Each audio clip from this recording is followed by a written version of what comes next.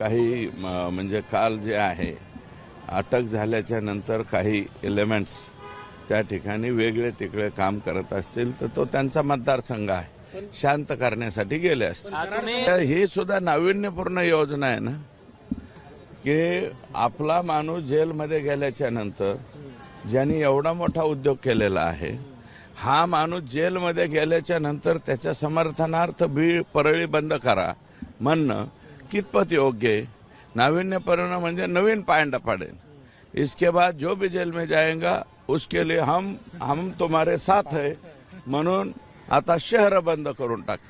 एखाद्या वेळेस मुंबई भी बंद करू नये, काय सांगावं। काचे लोक जर आले तर परळी म्हणजे बीड मुंबई सुद्धा बंद करू शकतात।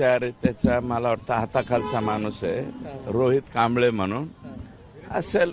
रोहित कुठे काही मदतीला वगैरे लागत असेल पोलीसच्या गाडीत बसून नेला ना मग तो